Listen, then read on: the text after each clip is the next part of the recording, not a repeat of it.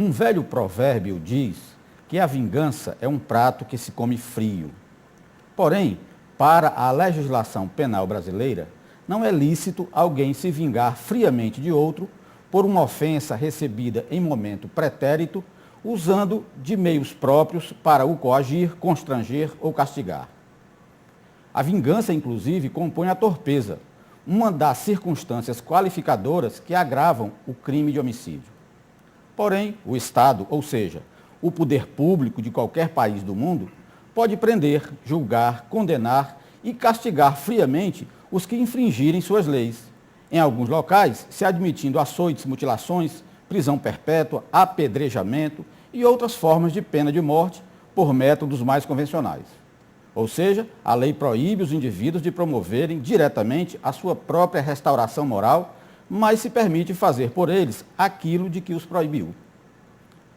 Mas pela lógica penal vigente, o Estado não se vinga. Ele apenas age para coibir novos delitos. Disse que o poder público prende para a recuperação moral dos infratores e os castiga para exemplar a sociedade, ameaçando com as penas da lei futuros delinquentes hipotéticos.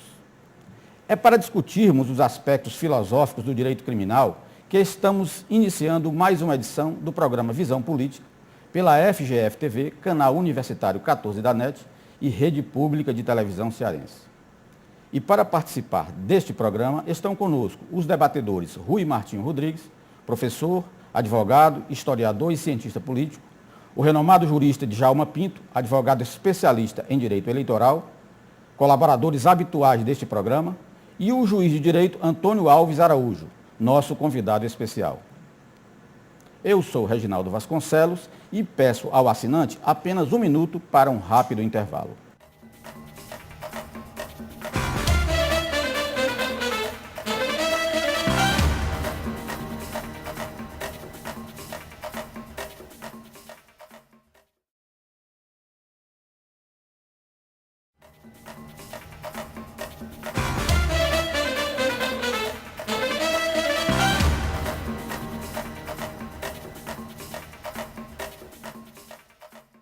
Estamos de volta para o primeiro bloco do programa Visão Política, pela FGF-TV, canal universitário 14 da NET e rede pública de televisão cearense.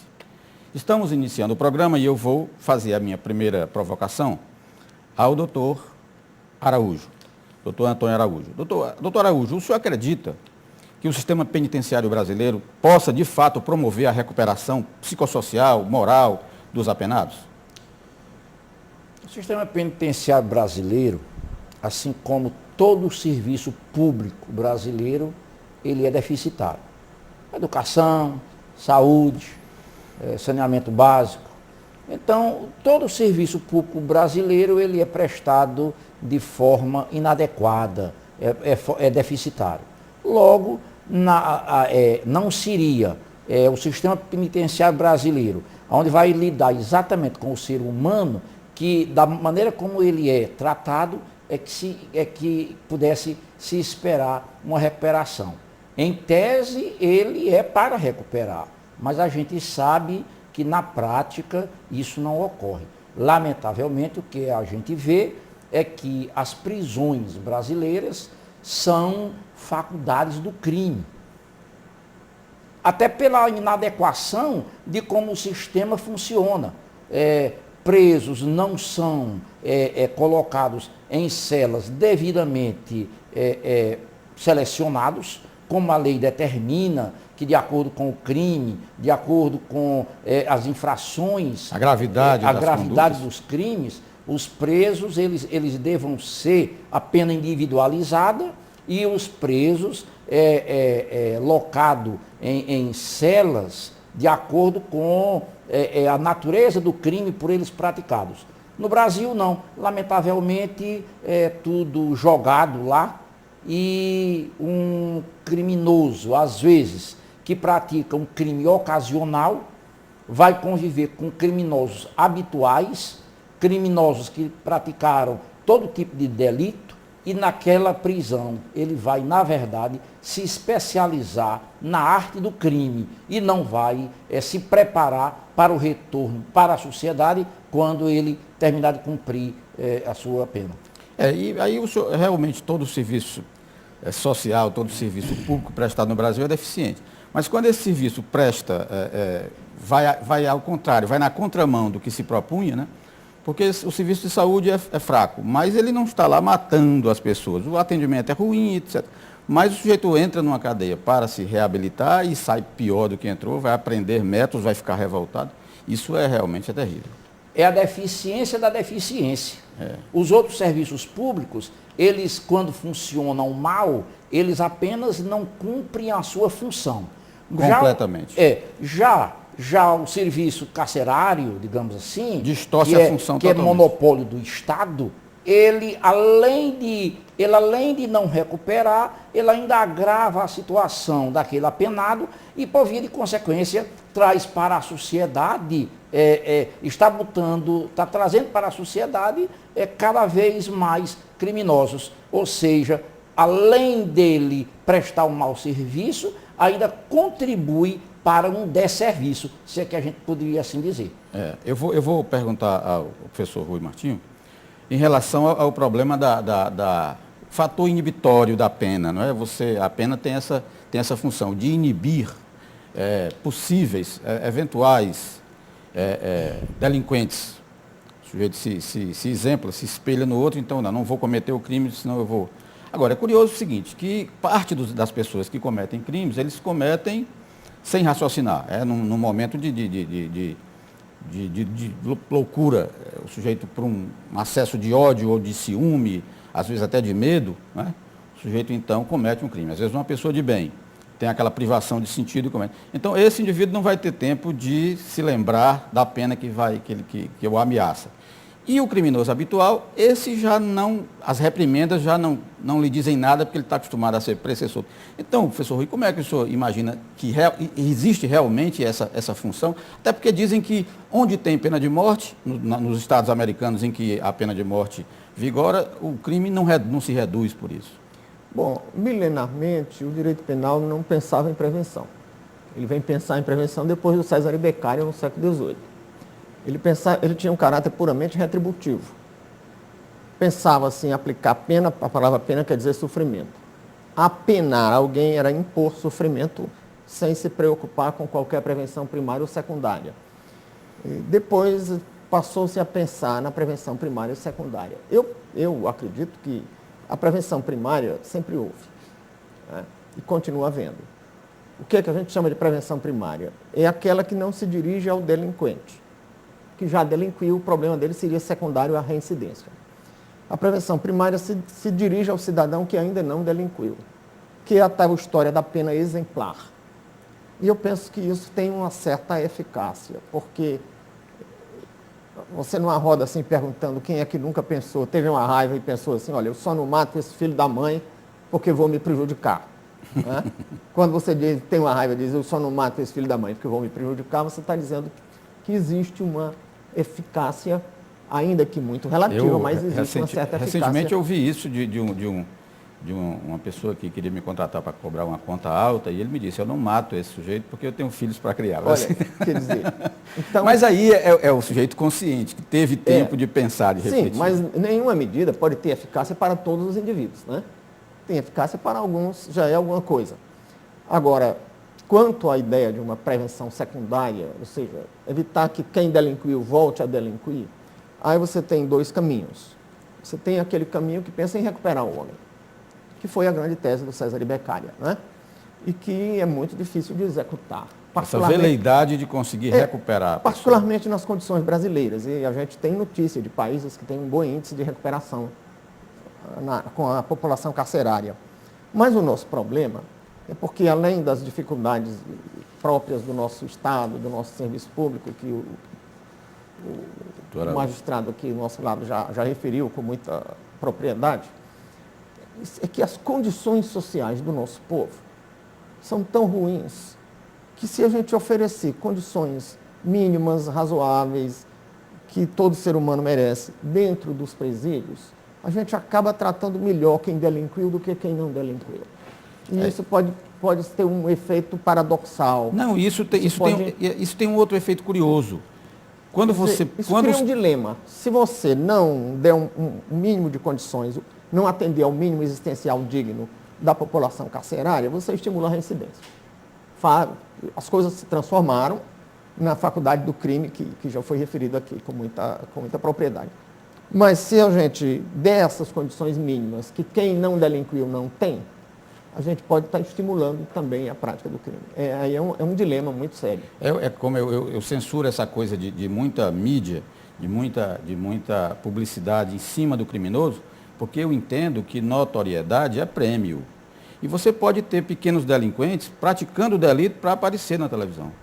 Porque lá ele se torna o líder do bando, porque ele é artista, ele aparece. Concluindo, eu comecei dizendo que quando se pensa em prevenção secundária tem dois caminhos. Um é o da recuperação. Sobre ele eu fiz essas considerações. O outro caminho, de um tratamento mais severo, é aquele que diz, bom, já que não podemos recuperar, vamos mantê-lo afastado da sociedade. Que é mais ou menos a tradição anglo-saxã de longas penas. O indivíduo não se recupera, mas fica fora do convívio social e, pelo menos na sociedade, ele não pratica novos crimes. Poderá praticá-lo nos ambientes fechados das penitenciárias. O que é uma opção, o que a sociedade brasileira, que é mais amena, coisa do homem cordial, que o Sérgio Buarque de Holanda falou, a nossa sociedade não vem aceitando isso. Isso eu ia dizendo, isso causa também um efeito curioso, doutor Araújo. Quando uma pessoa de melhor nível social, eventualmente é presa, comete um delito e é presa, vai sofrer 10 vezes mais do que uma pessoa de uma condição social inferior que já vive numa favela, já vive lutando para comer todo dia, e lá ele vai ter cama, vai ter comida. Quer dizer, há uma desigualdade. Uma pessoa de um nível social sofre muito mais, paga de forma, ou não é verdade, 10 vezes mais do que uma pessoa que ali dentro ele perde o poder a capacidade de ir e vir, etc., mas pelo menos está... Mas é verdade exatamente por isso. Porque, na maioria dos casos, o homem lá da periferia, ele não tem nada. Ele não tem nada. E quando ele chega na cadeia, que tem alguma coisa, como o professor bem frisou, ele passa a ter, ele tem uma vida melhor do que aquela que ele teria no convívio social dele. E daí porque surge no seio social, muitas vezes uma revolta, porque diz que o preso vai para lá para ter 3 refeições por dia, para ter cama e etc, etc. Ora, 3 refeições por dia é algo que é necessário para a dignidade de qualquer pessoa. É o mínimo existencial. Seja ele preso, seja ele solto, seja ele favelado e seja ele da classe social A ou B. Porém, como ele não tem essas 3 refeições durante o dia, quando ele mora na periferia e lá no presídio... Tem direito a médico. Bem ou mal, ele tem uma assistência mínima. Em relação a quem não tem assistência nenhuma, ele passa a ser tratado como se fosse um privilégio. Privilegiado. É curioso isso. Eu vou colocar o doutor Djalma na discussão nos seguintes termos, doutor Djalma. Segundo o Arnaldo Jabor, o Nelson Rodrigues teria dito que a consciência social do brasileiro é o medo da polícia, em cima do que nós estamos dizendo.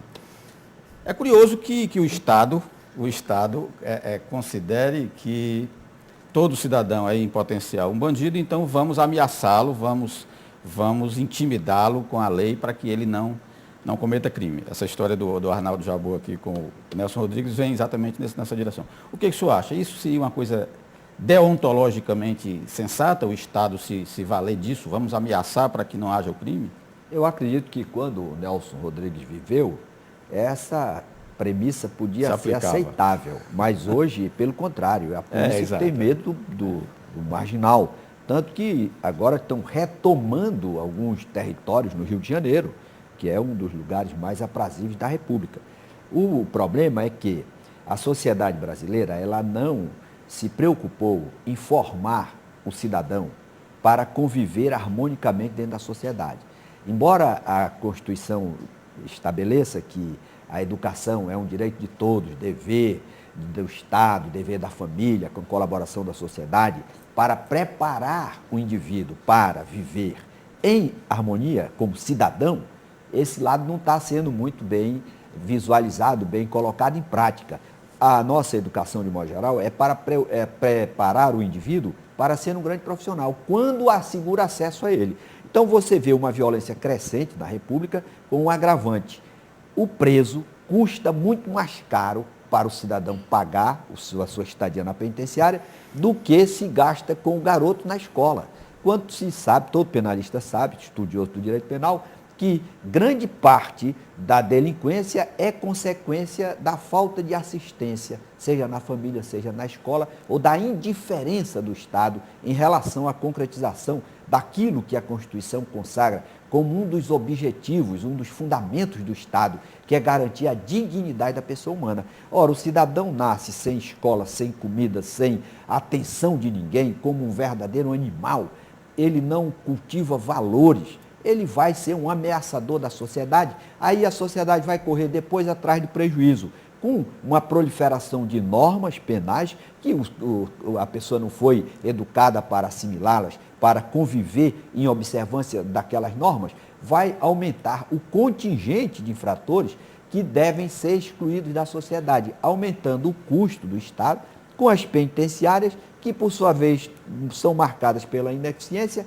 num crescente volume de violência que compromete a própria felicidade de todos os cidadãos. Doutor Djalma, nós vamos para o intervalo, porque o tempo já transcorreu, mas eu volto com o senhor para a gente sequenciar dentro desse seu raciocínio. Esse é o programa Visão Política, pela FGF-TV, canal universitário 14 da NET, rede pública de televisão cearense, e eu peço ao assinante 1 minuto para um rápido intervalo.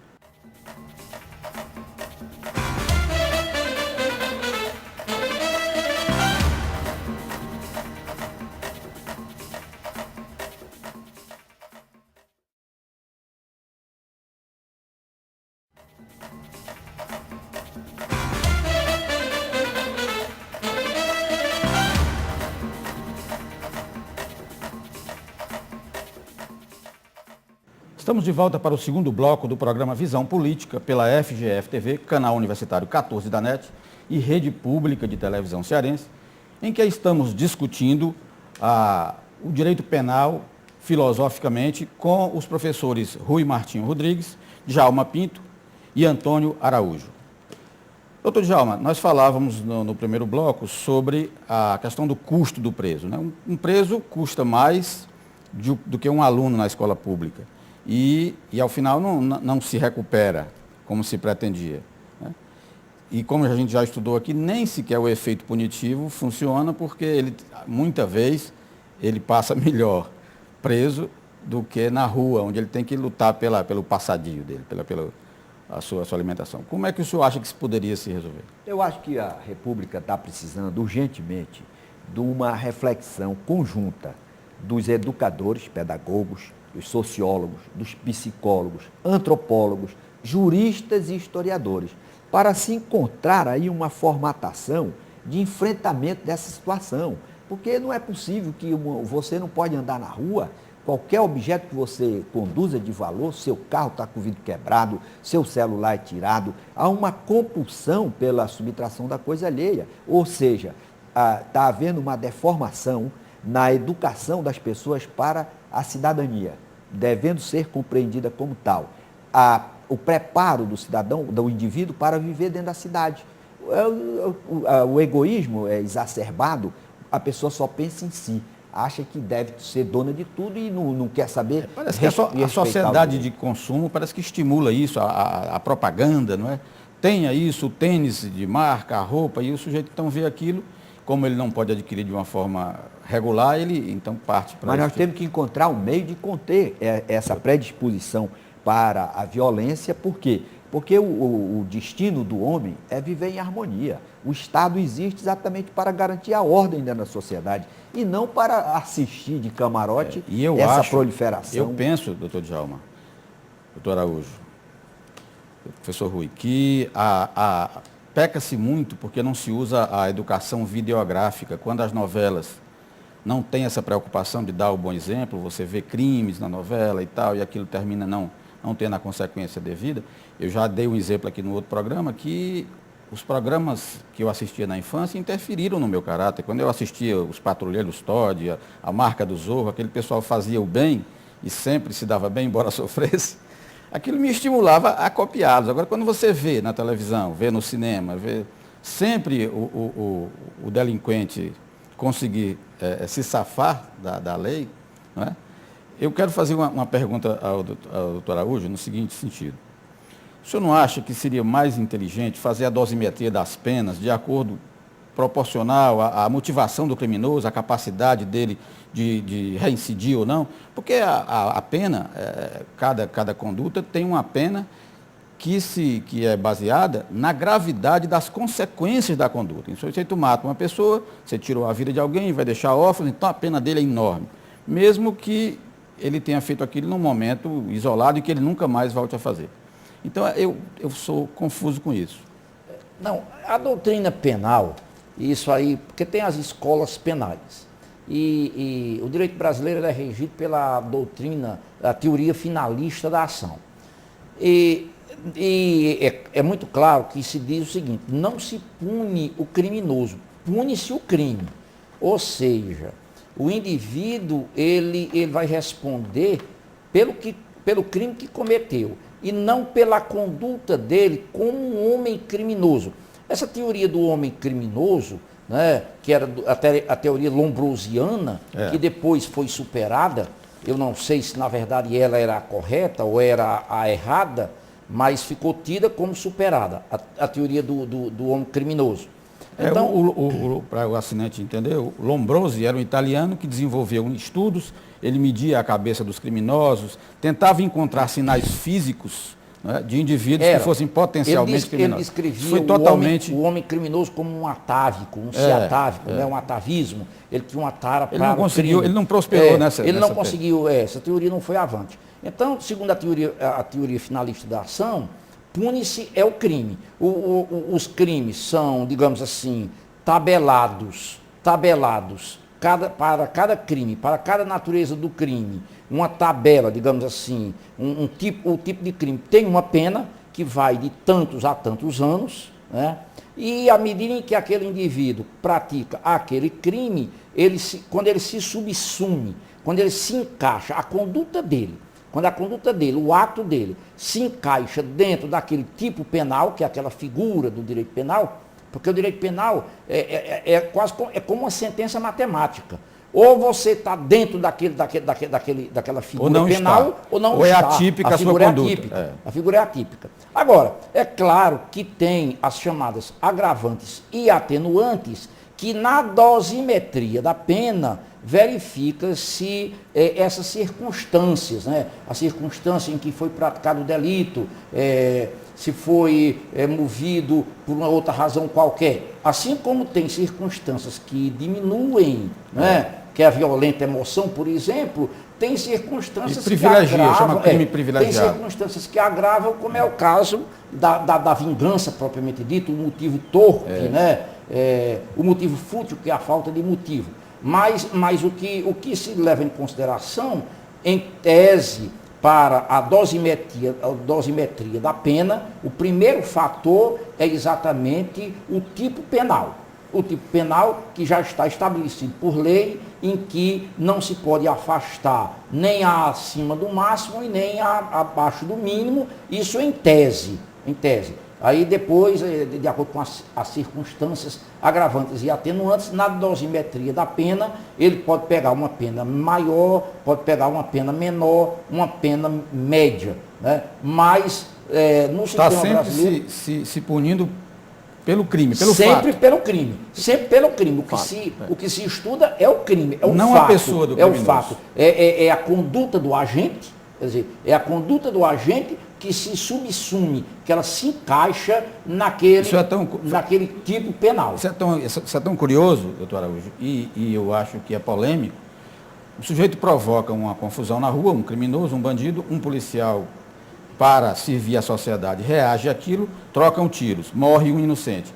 Vai se verificar de que arma saiu aquela bala, vai a balística examinar, porque quem vai responder por aquela morte é aquele que estava com a arma. mesmo que estivesse agindo pela sociedade, enquanto o outro foi quem provocou. Isso é confuso, devia se ver mais a conduta da pessoa, quer dizer, as condições da pessoa. Claro que aí vai influir o problema do crime privilegiado, das minorantes, majorantes, mas assim mesmo são remendos para tentar adequar. Mas na verdade, porque se é ele quem pratica o crime, ele é quem responde. Ele é que responde por o crime por ele praticado. Deixa eu trazer outro aspecto aqui para o professor Rui. Professor Rui, o Código Penal, ele diz, para inocentar os dementes, os loucos, as pessoas que não têm, né?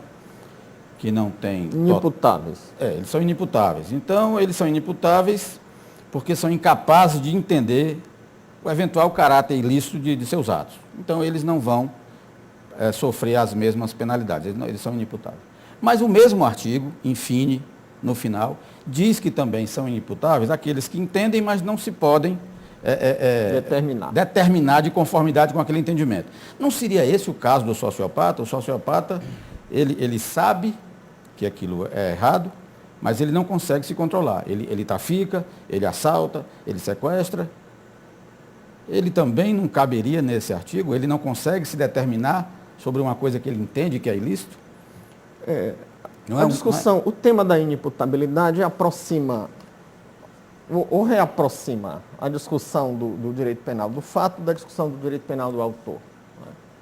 Iria-se tratar o indivíduo de acordo com o que ele é, seria o direito penal do autor. Ou de acordo com o que ele fez, que seria o direito penal do fato. Neste caso aqui se observa. O direito penal do autor prevaleceu durante muito tempo, na Idade Média se considerava muito essa questão. Mas foi uma luta secular ou multissecular do direito para se libertar disso. Porque, em primeiro lugar, isso fere a segurança jurídica. Que alguém pode considerar que, por uma antipatia ou pelos belos olhos de alguém, ele não deva pagar. Por teorias deterministas, por determinismos biológicos ou sociais, alguém pode imputar, ou apressadamente imputar tem esse aspecto. A um indivíduo a condição de criminoso, de pessoa que deva ser afastada da sociedade. E como a avaliação da periculosidade do indivíduo se submete a uma análise psicológica que que é uma ciência nem um pouco exata, fica muito perigoso a gente entregar uma avaliação psicológica à decisão de condenar ou não o indivíduo. Agora, com relação à inimputabilidade, e é o segundo requisito da inimputabilidade, né? Inimputável, traduzindo de uma maneira mais simples para o público mais amplo, é a capacidade de um indivíduo entender o significado e o alcance da sua conduta, ou dos resultados da sua conduta nos crimes de resultado, ou até nem precisa de resultado nos crimes formais. Mas não apenas a capacidade do indivíduo responder pela sua conduta, aí não estamos pensando no direito penal do autor, estamos pensando na responsabilidade direta entre a conduta e o autor. Porque mesmo que o indivíduo seja imputável, ele não vai responder a nada se não tiver uma conduta, se não tiver um fato. Claro. Não é? Agora, ele deixa de responder do ponto de vista da pessoa.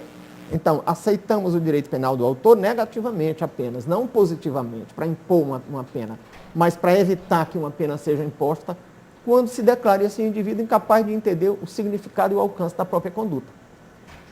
Eu penso que na maioria dos crimes cometidos já que estamos falando em inimputável, pensamos em menores, não é? Eu penso que na maioria dos crimes praticados por adolescentes ou crianças, mas geralmente por adolescentes, são crimes, você não tem crime cuja complexidade escape ao entendimento do adolescente. Eu nunca vi um adolescente envolvido num crime contra a ordem financeira ou contra a ordem tributária, ou contra o sistema eleitoral. Ele pratica estupro, homicídio, latrocínio, essas coisas ele sabe muito bem o que é. Ele entende muito bem o significado e o alcance. Agora, resta o segundo aspecto que você ressaltou, se ele é capaz de se determinar, que é uma coisa que está sendo invocada com relação ao drogadito, submetido ao efeito da droga e tal. Mas aí é preciso uma avaliação muito, muito criteriosa, né?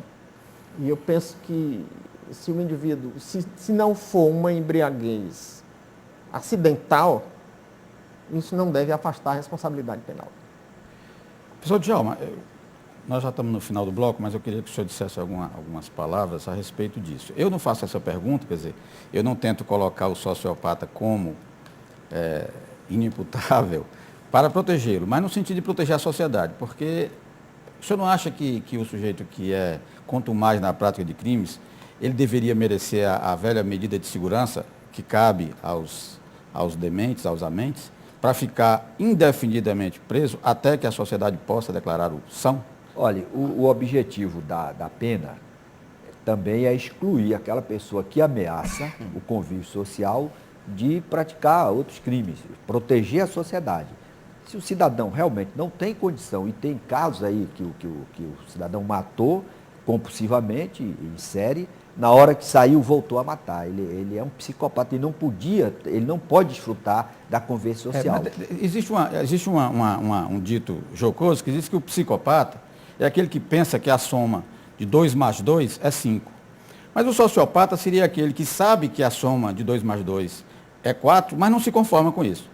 Então ele conhece a lei, mas ele quer transgredir. Ele tem um distúrbio que não consegue conter essa sua predisposição para a agressividade, para causar danos ao outro. Então ele, como uma pessoa doente, precisa ser melhor avaliado.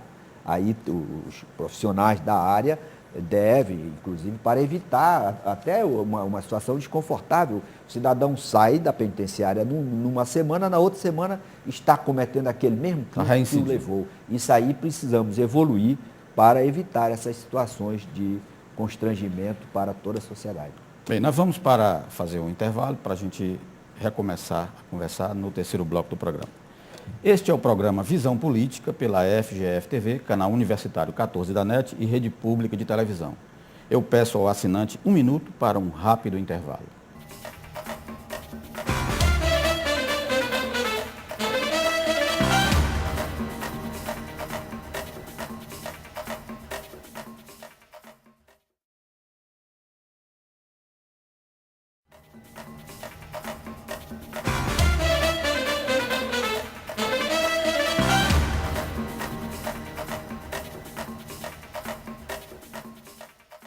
Estamos de volta para o terceiro e último bloco do programa Visão Política, pela FGF-TV, canal universitário 14 da NET e Rede Pública de Televisão, em que estamos debatendo sobre o direito penal, lato sensu, filosofando sobre o direito penal no Brasil e no mundo. Estamos aqui com o juiz de direito Antônio Araújo e os nossos debatedores, Djalma Pinto e Rui Martinho Rodrigues. Professor Rui, vou iniciar lhe fazendo aqui uma indagação. A gente já disse, eu disse na abertura do programa, a intentio legis das normas penais não é vingar a sociedade, não seria vingar a sociedade. Isso todos nós concordamos.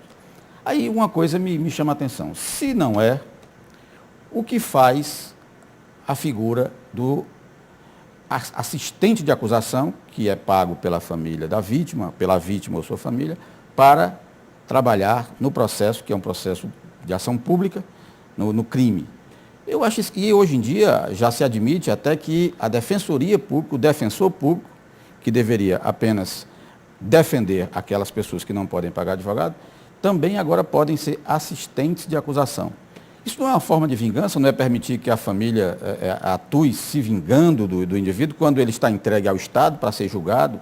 Não caberia à família apenas a expectativa, a presunção de que se fará justiça, para então, se for o caso, pedir a reparação econômica, se houver isso? O que é que você acha? Essa reflexão nos remete à teoria geral do direito, antes de nos remeter ao direito penal, né?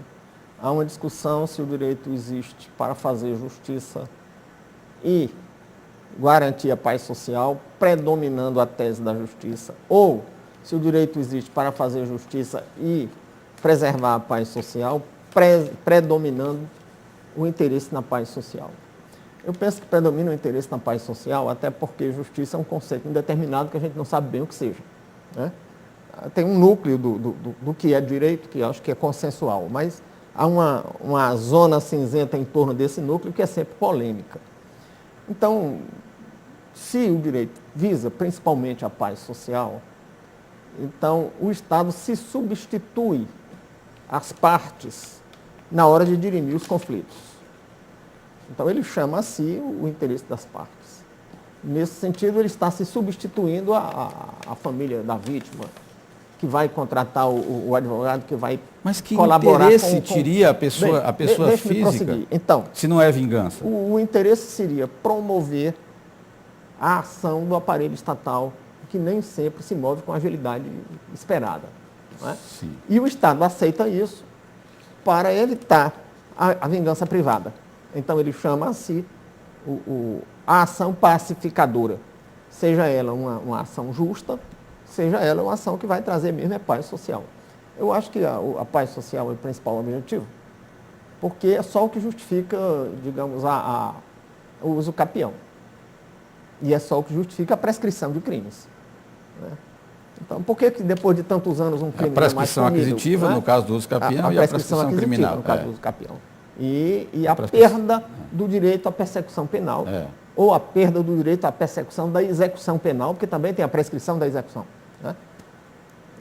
A filosofia da prescrição é muito bela, né? O tempo passa e aquilo não pode. Você não pode ficar a vida toda sobre aquela espada de Damocles. Eu penso, inclusive, que não é toda vingança que é torpe. Essa é uma tese que eu tenho me confrontado com alguns promotores quando eventualmente faço um júri, porque quando a lei diz que entre os aspectos que são agravantes enumera como um dos itens a vingança, eu acho que ela se refere à vingança de natureza torpe. Digamos, aquele indivíduo que mata alguém porque prestou um testemunho honesto contra ele, ou porque não cedeu a alguma proposta de suborno e tal, né? Ou porque não cedeu a um assédio sexual, a uma coisa desse tipo. Aí é uma vingança torpe. Agora, um cidadão de um meio cultural, a vingança é uma instituição cultural tanto de origem lusitana, como de origem mourisca, como de origem indígena. Essas culturas todas tinham na vingança um instituto. O sertanejo que não praticasse uma vingança perdia a honra. O sertanejo que tivesse uma pessoa da família perdia a honra. Então você não pode dizer que uma vingança dessa é torpe. Era a lei de Talião, né? Até porque o Estado era muito ausente também. E era parte do sistema privado de segurança da família. Havia essa necessidade de autotutela do cidadão. É preciso ponderar esse aspecto cultural aí. É verdade, é verdade. Professor Djalma, um dia desse o presidente do STF, ele deixou escapar que ele tende para o abolicionismo penal. Há alguns penalistas, alguns estudiosos, alguns doutrinadores que acham que a pena de prisão não deveria existir. Eu pergunto, de fato, você retirar do indivíduo o direito de ir e vir durante anos a fio não é uma forma de tortura? Tendo em vista que a tortura também não se admite no Estado Democrático de Direito, tortura física e mental, o Estado não pratica a tortura quando condena uma pessoa a anos e anos de reclusão? Olha, o ideal, ou a regra, deveria ser a pouca incidência do direito penal diante da ausência de condutas típicas que reclamassem inserção. A última raça, o direito penal. A punição. Então, essa seria a sociedade ideal, que nós devemos trabalhar nesse sentido. Porque a incidência exagerada do direito penal nada mais reflete do que uma enfermidade da sociedade. Agora, é evidente, se o cidadão cometeu uma infração que está tipificada como crime, nós ainda na nossa civilização não encontramos outra maneira de uma reação eficaz, até com natureza pedagógica, senão da exclusão do seu convívio social. E a situação está ficando de tal forma caótica que já não há mais nem condição de haver reclusão para aqueles casos até de prisão em flagrante com pena inferior a 4 anos, que o cidadão paga lá aquela fiança e já é liberado. Agora, o que é que se percebe na sociedade brasileira? Que a ausência de efetividade da sanção, principalmente naquelas pessoas de maior expressão econômica, expressão política e social, essa inércia do Estado, inclusive pela incidência da prescrição, isso acaba estimulando a criminalidade, na medida em que há uma percepção da ausência de sanção para determinados crimes. Isso vai do pichador de muro ao colarinho branco. O sujeito vai delinquindo porque ele sabe que consegue se safar daquilo e tal. É um drama muito sério. O senhor acha que a prisão é uma forma de tortura, doutor Araújo? Não, porque a tortura, ela deve ser sempre repudiada, não tem nada mais abjeto do que a tortura. Mas os próprios tratados que disciplinam todo tipo de reprimenda às torturas, eles ressalvam que os sofrimentos em decorrência de um ato legal praticado pelo Estado, ela fica ressalvada. De qualquer maneira, a prisão, eu acho que foi Michel Foucault que disse que a prisão é a pior coisa que existe, mas não se encontrou uma coisa para substituir. É verdade. Não é? Então, a prisão, ela é um mal necessário e que ela precisa ser humanizada, ela precisa ser efetivada, ela precisa, porque hoje também a prisão ela é colocada numa vala comum, né? Qualquer coisa joga-se naquele depósito, né? Lixão humano. Um depósito de preso, a sociedade se vê livre daquela pessoa, daquele delinquente por algum período, enganadamente, porque quando ele retorna ele vem bem piorado e vive nesse dilema. O que é preciso fazer é que as prisões sejam humanizadas, tem que ser humanizadas, o preso tem que ser tratado com dignidade, de acordo com o crime que praticou, né? Agora, como diz o professor Djalma, é necessário também que se tenha certeza da efetividade da punição. Pena grande não resolve o problema, isso aí já está demonstrado. Pena grande não resolve o problema. O que resolve o problema é a certeza da punição. É aí que vem o aspecto pedagógico, né? Que é uma das razões da prisão, a pedagogia, né? Na consciência do cidadão, que ele, ao praticar o crime, com certeza responderá por aquilo que ele praticou. E tem mais o evento aqui do Brasil, é que como geralmente o poderoso não chega a ser devidamente punido, agora até que está havendo alguma coisa, né? Está se iniciando, ainda de modo muito timidamente, parece que está melhorando.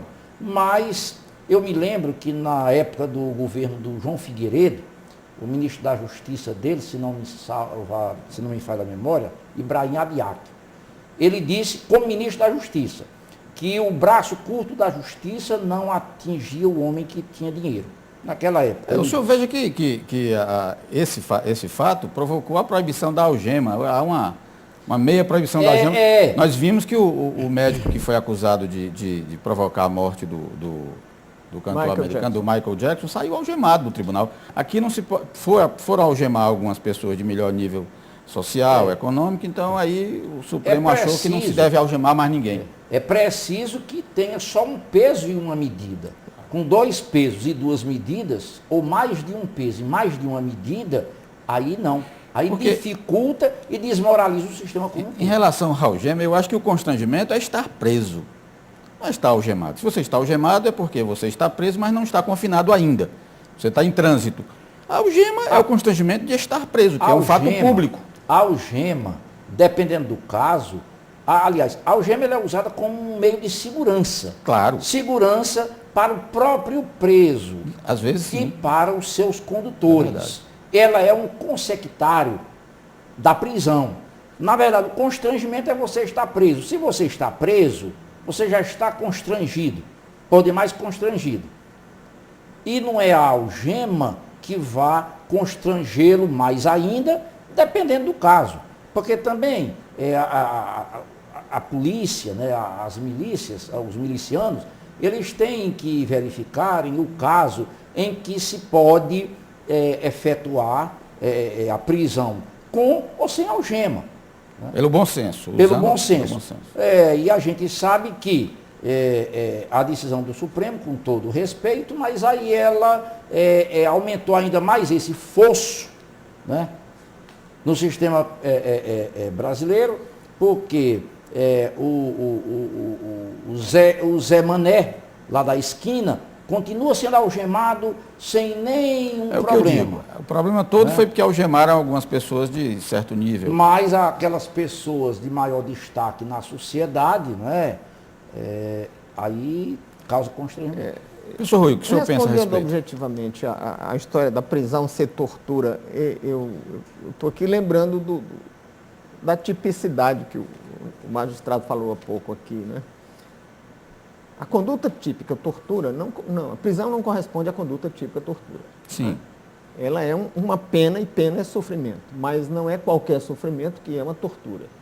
Então, objetivamente, prisão não é tortura, embora seja um sofrimento. E aí, aí eu lhe pergunto, aquele alemão que aprisionou a própria filha durante anos, não a estava torturando só pelo fato... No Brasil não seria, na tipicidade, na conduta típica brasileira. Técnica. É que ali não era prisão, ali era um cárcere privado. Né? Agora, com relação Tecnicamente ao fica algema, diferente. eu acho que a gente precisa distinguir aquela velha distinção acadêmica entre o direito e a prática forense, ou a prática policial. Não é?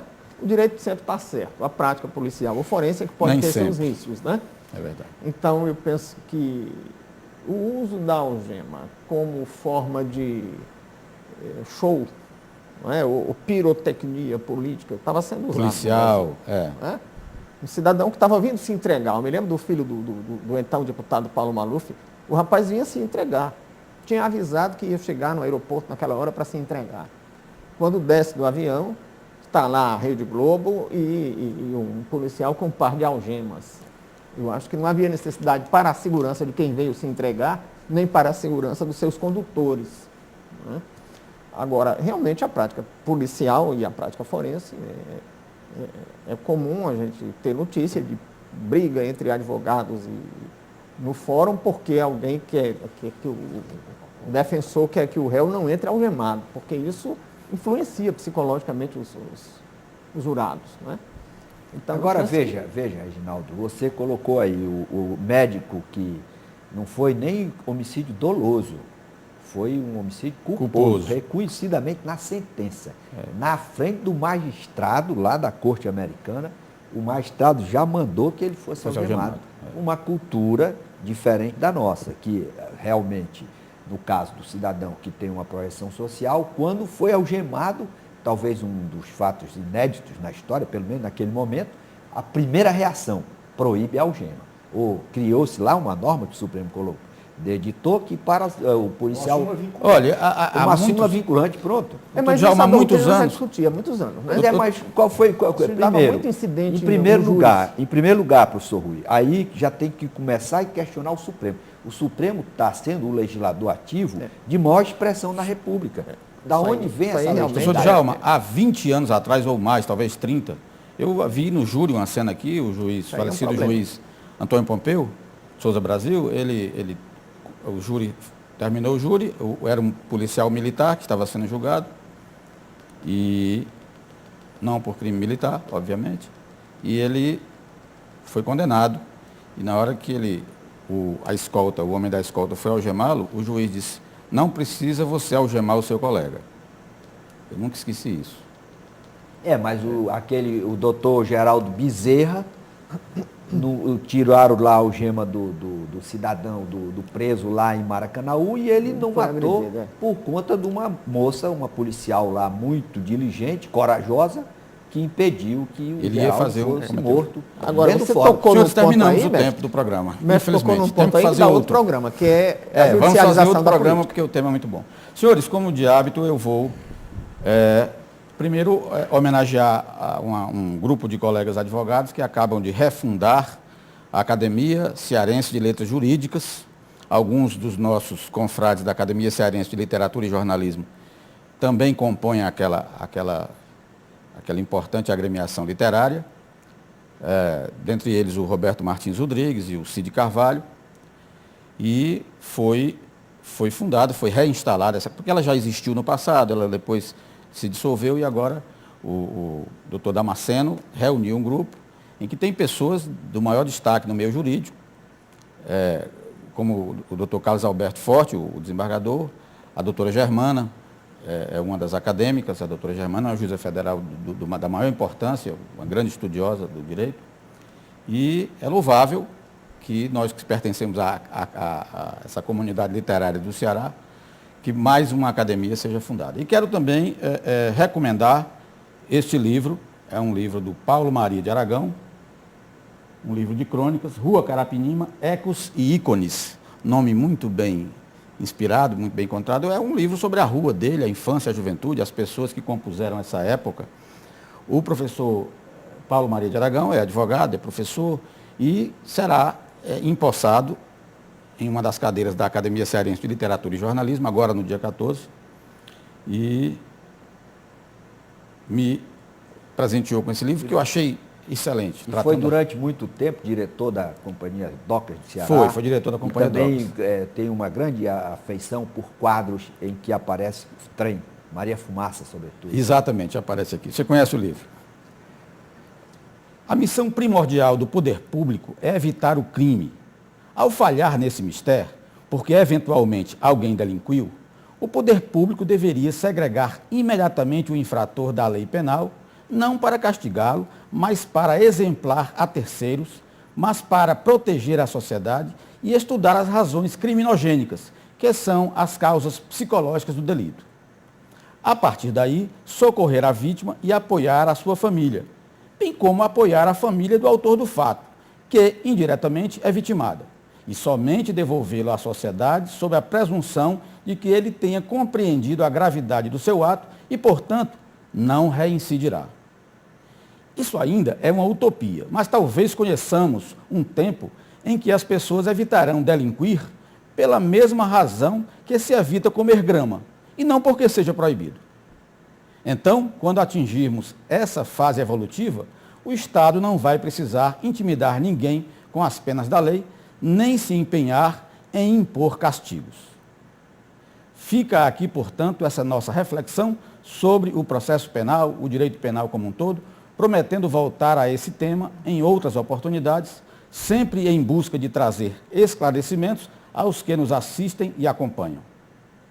Com essas colocações, finalizamos mais uma edição do programa Visão Política, pela FGF-TV, canal universitário 14 da NET e Rede Pública de Televisão Cearense, agradecendo aos nossos debatedores, os professores Rui Martinho Rodrigues, Djalma Pinto e Antônio Araújo, e agradecendo especialmente a você, assinante, com o nosso convite para um próximo programa. Até lá.